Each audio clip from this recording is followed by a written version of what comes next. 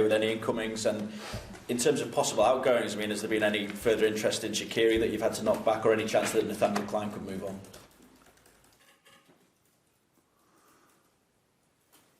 Not sure. No, incoming nothing, outgoing nothing that I heard about. That doesn't mean that could not happen. No, well, you can leave Melbourne after that press conference to calm down, have a nice evening or whatever, and or go to another place, or maybe where it's more exciting. I think we'll keep you here still, just in case. Quiet afternoon then. Yeah, Mo Salah possibly being called up for the Olympics. I know the decision has been said that he could be provisionally named in the squad, and ultimately the decision will be left with himself. What will you be saying to Mo with regards to that? Because obviously he could miss the start of next season, and then further into the season there's also the African Cup of Nations as well. Yeah, no decision made yet. Nothing really to say about it. But what I have to say to Mo, I will say Mo, and not here, obviously. And so that's all. It's no decision made from neither side, and that's all I can say. It's not ideal though, is it? Oh. No, I wish obviously I would wish that we could have the whole squad together for the prep for the preseason, which is not possible for different reasons. We have the Euros coming up and Copa America again, this time in Argentina, I think. And yes, Olympic Games, it's a wonderful tournament, but would be not so cool. But how is that? So far, no decision, and you have to wait a little bit. You mentioned last week that you hadn't qualified for the Champions League this season yet. True. But you're 2 wins away from qualifying for next season's Champions League. How does it feel being in that position at this stage of the season? Good. Good. So that's of course that's the main target we had before the season, that we wanted to. Well, we said it a couple of times. It's the most important competition from a financial point of view for the club. That's what everybody who has the opportunity to do so is aiming for, and that's what we are. We are in the same situation. So that's obviously really good. Helps with planning stuff like this. If you can do it early, it's always like this. We had most of the time. Well, last year was okay, but the year before we needed to wait until the last match day, or not even then it was finally decided because we had to play a qualifier. So, yeah, that's it. But nothing bad to say about that. Could be more to come though. Maybe. Jürgen, with Liverpool so far in front and with this apparently settled squad, can you remember a more relaxed, a more stress-free transfer window as this one? I don't remember transfer windows, to be honest. It's not that. Yeah, but it's not about.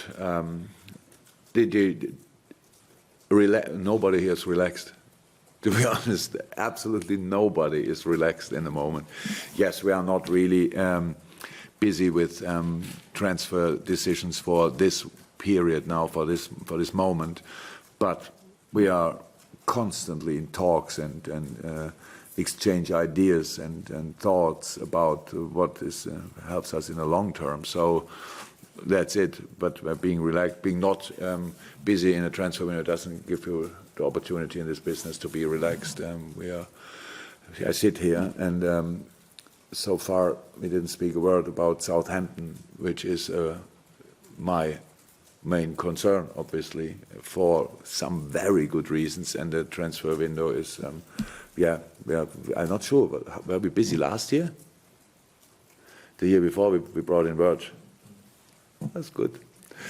We have him already, so we cannot sign him again. So, yeah, most of the time I think I was not really busy in my career in the winter transfer window, but I did some good things, and it's good. Yeah, the better the season is, the better the squad is, the less you have to do. The more you are happy with the players you have, the less you have to do, which is actually the plan always in the summer, that you don't have to be too busy in the winter. But injuries can change these ideas a lot, obviously, and we had injuries, but most of the players are back or coming back, so these are our transfers. I'll ask you about Southampton. Danny Ings, a player who had terrible injury problems in his time here. Have you followed his progress? He's banging form, and how much do you fear him? Everybody here in this building is so happy about the situation of Danny. Even if it's not anymore, he's still our boy, kind of. And we all follow each step of his career. We are celebrating goals he scored. That will be different tomorrow, obviously. But apart from the games against us, we couldn't wish him better than we do. He's such a wonderful person, and we had intense time here together. Unfortunately, it was not involved, but not game time involved. For I think some good reasons, and the decision he made going to Southampton was a perfect decision. And there he needed as well a little bit of time to get rhythm back, but now he's on fire, and like the whole team actually is on fire. The turnaround they made is exceptional. Up from Danny, really, we couldn't be more happy, and we're really happy to see him tomorrow again. But of course, we wish him all the best and the best season of his life if he wants, but not tomorrow, obviously. And continuing the Southampton theme, Jürgen, Ralph Hasenhüttl, the way that he's brought that team back from the 9-0 defeat, what does that say in terms of his strength as well as Southampton's? Yeah, it speaks volumes. I didn't see the game 90 minutes and 9-0. I saw another home game, I think, against Chelsea, 90 minutes, and Chelsea won this game pretty comfortable that day. So a team without confidence and stuff. Southampton that day, really strange. And I was worrying. We don't have a lot of contact with Ralph, but he's a colleague from Germany. So he's not from Germany, but we worked in the same league, and so you feel a little bit with a team like that, and you think, wow, we're really in trouble. And this turnaround is exceptional. Really, it's exceptional. I know. I think I won the Manager of the Month award last 2 months or so. But from my point of view, it was Ralph, 100%, because what they did, and from a no or low confidence level to come to this confidence level by organizing the team, not changing the way you want to play. No, push it through, because it was always clear how Ralph wants to play, and now implement that in the team. It's incredible. It's an incredible job to say. I not often saw something like that. We see them now playing. Yes, they lost against Wolves, but after winning for most of the game time, and Wolves is obviously a really strong side. So the two teams in the moment, apart from the probably top 4 or 5 teams in the league who you don't want to face, is Wolverhampton and Southampton, obviously, because Southampton now looks like a pressing machine.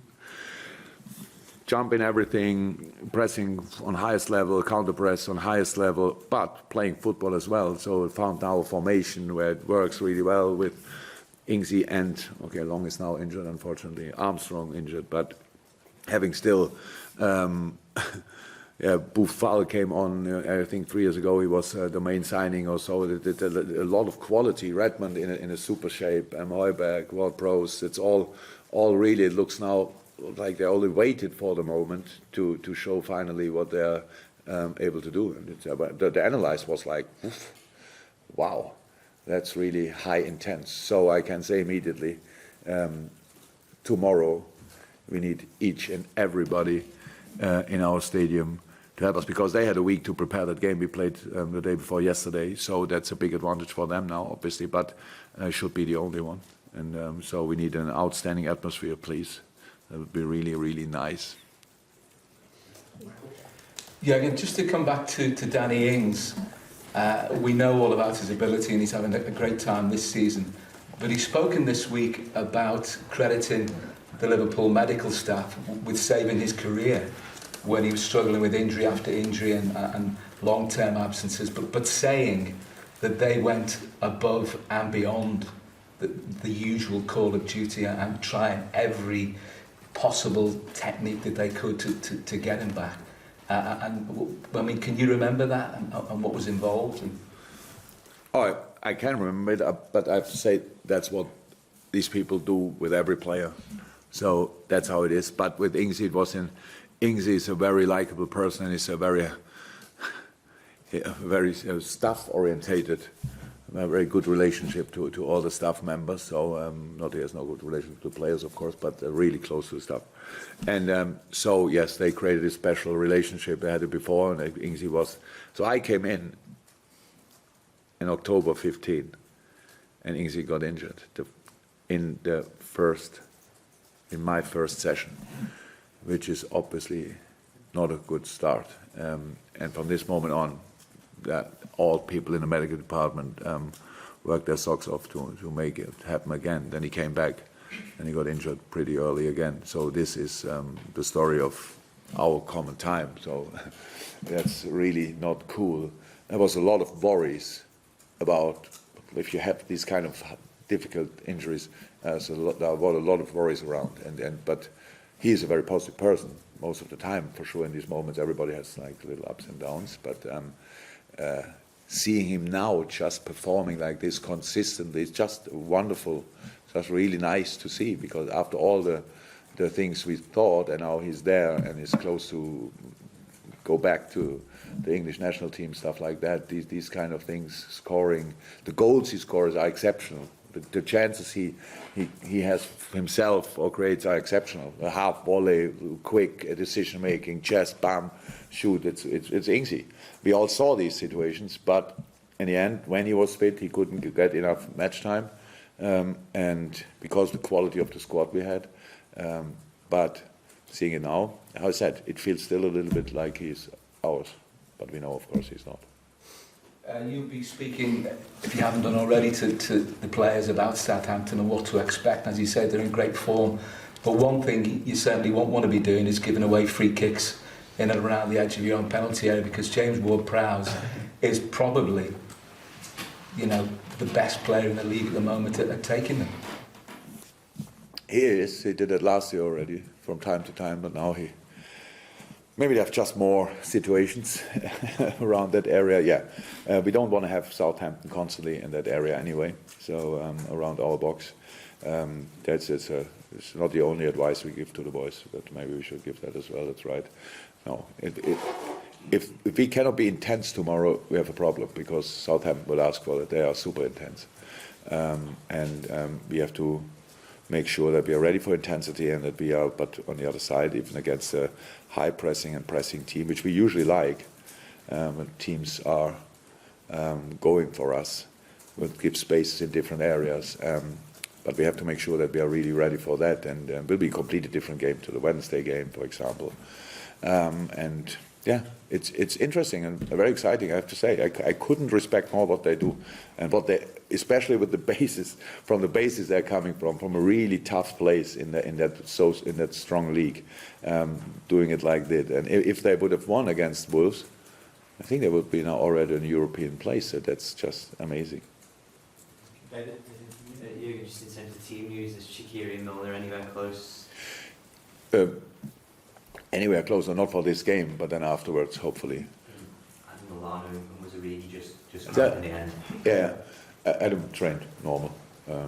Devog was a cramp, so didn't train yesterday because it was no day for him to train. But I heard nothing else, so he should be in training today.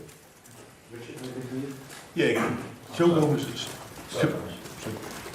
Gomez's performance on Wednesday night got a lot of praise from people who probably don't watch Liverpool as regularly as yourself and the fans. Just wondered if you can sort of impress on when he had a game or a performance this season where he went from being one of the regular centre-backs to being a regular starter and a definitive starter. If I know the game, when it was a game that stood out for you? No, because pretty much all our centre-halves, when they were fit, were regular starters. Because then two others were always injured, more or less. That we have. This is the first time, hopefully stays until the rest of our life like this, that all four are kind of fit. So yes, two of them have no rhythm, that's clear, but they are fit, which is good. Joe was never in doubt. So the season started, and Joe was played together with Verge, was not in the best shape ever, but Joel was. So Joel played and did really well. After last season, where he played really well, Joel got injured, but Dejan did outstandingly well, to be honest. And then Dejan got injured, and Joe came in. Joe jumped between right back and full back and centre half, which is not perfect when you have no rhythm. If you are in a good moment, it's no problem. But in that moment, Joe had no real rhythm, and that was we struggled a little bit. But since he's playing as centre half again, his natural position together with Birch there is exceptional. He's a sensational footballer, which is good. He has outstanding speed, which helps us a lot to keep a high last line, stuff like that. Really good challenger, good in 1-1 situations. Football-wise, I said already. Good. Package is really nice. But it was not one game when I thought it was always clear. In the moment when he starts playing and he can get rhythm again, and everything will be fine, and that's how it is. James, anything from you? That's right. Apologies from yes. On stage. My own mid-season break from front row. Yeah. You said earlier about your planning for transfers is longer term. I'm just wondering how easy you think it will be to improve the squad considering the standards they're setting this season. Not easy, but is it possible? We'll see. We don't know exactly. We just prepare potential situations. So that's how it is. And we always try to strengthen. Strengthen could mean as well that we look in our own squad, who can make the next step, who is ready for doing that, stuff like this, who will hopefully not be injured, and then means he can make next steps as well. So let me say, like Ox and Nabi, had some little injuries here and there, cost them always a little bit of rhythm, but we all know about the quality of them. These kind of things. So Curtis now came on in the last game, looked pretty promising. So these are talks we have where we try to estimate the future. And we believe that we can do a lot with this existing squad. So that these boys can make still next steps. As long as we can make a next step, you're in the right place, and they just have to make sure that they do them as well. So that's it. But no, a squad like this to improve easily, that would be really strange. So need to be the 100% right player, or we do it internally, or we do it internally and externally. So all possible. Continuing that theme then, I was wondering how, if at all, Tuesday's game and the plans for Tuesday's game has affected what might happen to some of those players. Not at all. We don't judge players because of one game. We say now would deliver or not. Does that say we see them so often? So that means that's where we're thinking about. That's more a public thing to do. You see a player one time and you think, he will never get it or whatever. That we are not like this. But it's a great opportunity, of course, for them. I said it last week. Maybe people didn't hear it because of all the other things I said. But we believe really in the chance that the boys can win that game on Tuesday. Why shouldn't they? I mean, in terms of what might have happened to them had they not had that game, some of them possibly going on loan today. That was the question. Obviously they're involved, so they can't go on loan. Yeah, but our squad's maybe, I don't know. It's hypothetical. It's not now that nobody will go now.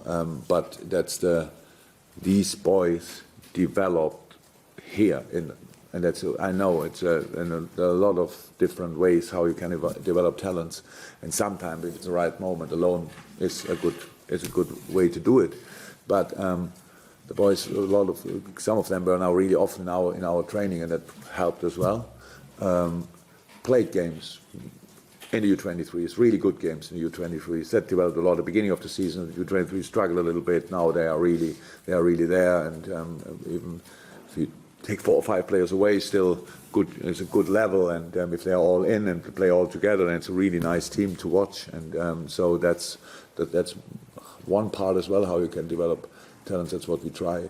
And yeah, but this game now on Tuesday is, of course, yeah, for them. Guys, thank you very much. Very well. Welcome.